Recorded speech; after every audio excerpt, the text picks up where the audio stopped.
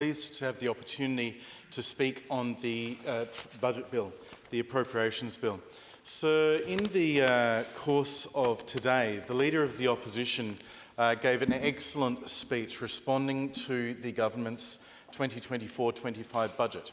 In that speech, he outlined some clear, optimistic, coherent, costed and well-thought-through measures that will indeed assist South Australians in a range of areas. In particular, there were two new measures he talked about today. Commitments that were given that a Liberal government, if forming in March 2026, will deliver for the people of South Australia. One of those was in relation to our energy future. I'm really pleased that the Shadow Minister for Energy and Mining is sitting next to me on the front benches.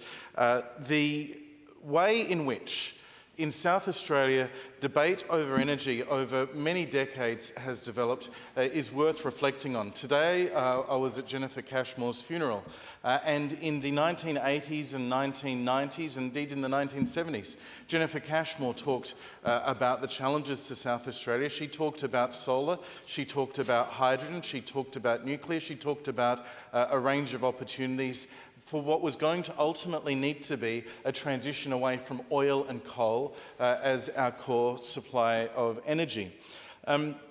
As we go forward through the era when I was involved in politics more recently, the Rand government saw a significant proliferation of renewable energy in South Australia, and at the same time they hastened the decline of indeed our baseload power generating capacity to the point where during the Wetherill government we had the statewide blackouts. Now there were factors, a range of factors contributing there, but the fact that in 2017 we saw such an extraordinary set of experiences across South Australia suggests that we potentially missed the mark on that transition to a cleaner and greener future.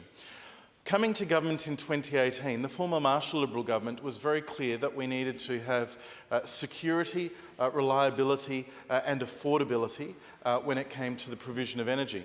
And indeed, the work that is currently going on building the interconnector with New South Wales, first promised by Mike Rann, as I'm sure you remember, sir, 4 years before your own election, when he came in power in 2002 with a pledge card confirming that the interconnector would be built, subsequently disavowed by Labor, and now, thanks to the work of Dan Van Hulst-Pellekaan, Stephen Marshall and the former government, being delivered.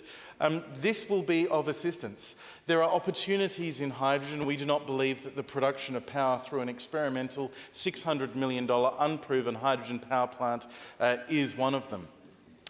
There will be a need for future provision of energy in South Australia over and above our current generating capacity. And the Leader of the Opposition very clearly articulated that every opportunity to have clean, reliable, affordable energy should be explored, and that may possibly include nuclear as well as part of the mix. And indeed, the understanding of nuclear as a safe, reliable, green energy is much more proliferated in the South Australian community now, I would submit, sir, than when you or I started on our political journeys.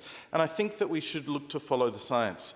The Leader of the Opposition has committed to that, and we look forward to that Royal Commission taking place. A reopening of the chapter of the scarce Royal Commission where we can truly consider the opportunity for a civil nuclear industry.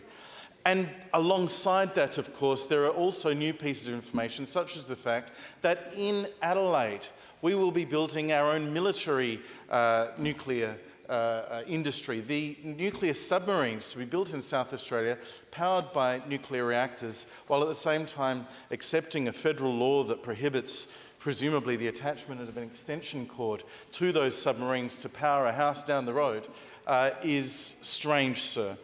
There are a lot of things that need to go into consideration of whether a civil nuclear industry is relevant and appropriate for South Australia. The government has talked about cost.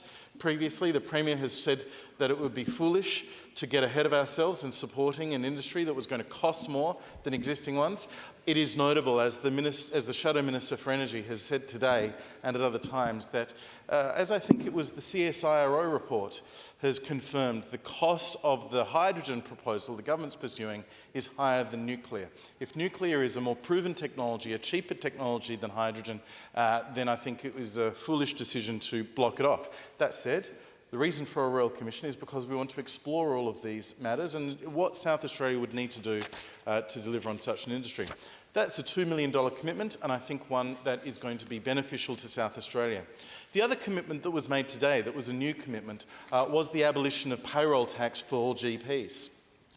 GPs have not been paying payroll tax. It is not something that is interacted between patients and GPs over the years, until a ruling in New South Wales decided that GP clinics were to be treated as businesses for payroll tax purposes, notwithstanding the fact that the GPs, by and large, will have an arrangement where they are tenants in a room.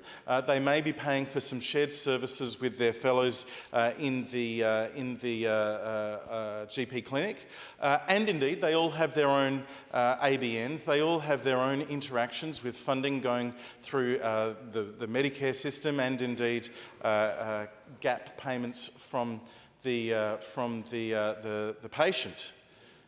This is not a small business where there is an employer who owns a practice and employees who are the doctors. And yet, this ruling has found a case where they've decided that a GP clinic in New South Wales is a small business, and that is now being applied to GP clinics across South Australia. This government has given an amnesty until the 1st of July. The 1st of July this year, GP clinics will start paying payroll tax. The government has come out and said they're going to exclude bulk billed transactions. Now, that sounds on face value like a positive step forward. But the Liberal Party has gone further and listened to the GPs in our communities. We've listened to the GPs and indeed the other stakeholder groups who have talked about the practical effect of what the government's position would be if taken no further. What we have heard, sir, is that the business model, if one was to only see bulk billed patients, does not allow for a reasonable or a sensible business model to exist. It would suggest that, people seeing patients might have to limit their sessions to as little as 6-minute medicine in one case, as was suggested. The practical impact of the imposition of the GP payroll tax, we understand in many practices, will be between $10 and $20 per client, per session. And that is an extraordinary impost in the middle of a cost of living crisis, at a time, sir, when we are already struggling to retain the interest of young residents in pursuing GP practice. At a time, sir, where there is already a waiting list, in some cases in the weeks, for people to be able to see their local GP. I certainly get this from my constituents. I'm sure you hear it from yours, people who would love to see their GP in a quicker time frame. And as has been pointed out by a number of the doctors who have stood up with the opposition today and last week, GP practice is often in many ways the cheapest and best form of medical care. It is literally stopping a patient from falling off the cliff of sickness where they need an ambulance at the bottom. It is the thing that more than pretty much anything else in our healthcare system, if we can get primary care and the GP support right, if we can improve those services, we will be able to reduce the risk of somebody needing an ambulance and needing that longer ramp that has been described by so many in recent days. I put it on the table, sir. We don't have enough young people wanting to become general practitioners. Of the people studying medicine, there are all sorts of push factors going this way and that on what specialisation they might pursue. We would like, as a society, half of them to want to go into general practice. And yet the numbers, what I hear, this is not anything like 50%, much closer to 10 or 20. So this is a challenge for us as a community. The imposition of GP payroll tax is, we think, a real own goal. This is a government that came to power with big promises on health and ramping, and they said that they would not leave a lever untouched if they could shift the dial on ramping. They have put inputs in the billions of dollars extra to try and deal with the ramping crisis. And yet, what are the outcomes? The 24 worst months of ramping on record. The last 12 months with 3,000 hours or more lost to the ramp. 3 of those months, including last month, more than 4,000 hours lost to the ramp. More than 4,700 hours lost in May to the ramp. And a government that has put such inputs in the billions of dollars and has the worst outcomes, well, as I've said before, it takes a special kind of incompetence to spend more money than ever before and get worse outcomes than ever before. A fortnight on Code Yellow we've just come out of. As many as I wasn't able to hear the answer today, I understand more than 500 surgeries, elective surgery procedures deferred. Cruel for those patients. Maybe necessary for the system in that circumstance, as it was necessary during the pandemic on occasion for there to be pauses in elective surgery during a global pandemic of once-in-a-century proportions. This government, dealing with not a once-in-a-century global pandemic, has given us these outcomes, is investing these money, and yet refuses to give GPs the same tax treatment going forward that they have had over the last number of years. The Treasurer and the Premier seek to defend themselves in their inertia, in their lazy inaction to support the GP clinics, by saying that this is not their decision, there's no new tax here, this is just a legal ruling, as if they have absolutely no agency in the outcomes at all. This is the application of a state-based tax collected by state-based tax collectors going in to support the revenue that is propping up this state treasurer's budget. The practical application of this tax to South Australian doctors for the first time leaves them really scratching their heads when the Treasurer says that this is not a new tax, this is not his decision, this is something he's being unwillingly forced into accepting. And yet in the budget papers, we know that the government can't even bring themselves to say how much they think they're going to collect out of this revenue. Page 5 of Budget Paper 5 on revenue measures talks about the bulk billing exemption that the government has put in. That bulk billing exemption has no budget figures attached to it. It says NA. The nature of this measure is such that a reliable estimate cannot be provided. It goes on to say on page 6, reliable data is not available to estimate the cost of this measure. Estimates of revenue foregone will be incorporated in future tax expenditure statements. And yet the Treasurer has the gall to go on the radio this afternoon after the Leader of the Opposition has spoken to the excellent Stacey Lee on 5AA, outlining the new measures that he committed to in the budget, including the abolition of the payroll tax applied to GP clinics. The Treasurer of South Australia has gone on to Stacey Lee's show on 5AA of his own choice and said in relation to the Leader of the Opposition the following. He said he has outlined what would amount of, I assume he means two, hundreds of millions of dollars of additional costs to the state budget. And the Leader of the Opposition today outlined 2 new measures that would cost money to the state budget. One of which was the Royal Commission, which would cost $2 million, and the other of which was the exemption for GP payroll tax to continue effectively going forward, as it has for the last year, under an amnesty from the government, as it did beforehand. That exemption, the Treasurer of South Australia presumably believes will cost us hundreds of millions of dollars, because those were the 2 measures outlined. Now, maybe the Treasurer was talking about other measures that the Leader of the Opposition talked about, which have been previously ventilated. Things like our commitment, which I'm very proud of, to lift the payroll tax threshold for all small businesses from 1.6 million to 2.1 million. Which would in fact bring it down in real terms to the level it was at in 2019, when we first abolished payroll tax on small businesses with a payroll of 1.5 million from 2019. Perhaps that's what he's talking about. He's so anathema to him is the idea of giving back money to businesses who have done the incredibly dangerous thing from his point of view of employing South Australians, that he doesn't want them to have that money. He thinks that's his money. Thinks that's a cost to the budget, as he describes it. Or it could be further. The other commitment that we made several weeks ago that was in the budget reply speech today, repeat, was the exemption that we want to provide to apprentices and trainees. Because we as an opposition talk to businesses regularly. When we were in government, sir, you will recall, I'm sure with pride, as many of the young apprentices were educated in your electorate at the excellent St Patrick's Technical College, amongst other schools with good apprenticeship programs, and other young people beyond school in apprenticeships. We had record growth in apprenticeships. And talking to the businesses taking on those apprenticeships, it was very clear to us that one of the challenges usually to businesses thinking about taking on an apprentice is that first year or two, there is often a time lag until that apprentice becomes productive.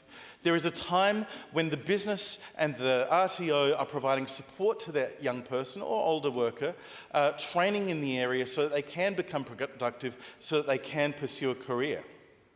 Whether it's an apprentice or a trainee, they are more productive at the end than they are at the start, and the business gets a greater benefit at the end than they do at the beginning. It is indeed a cost that many businesses see. It's a barrier to the employment of that apprentice in the first place.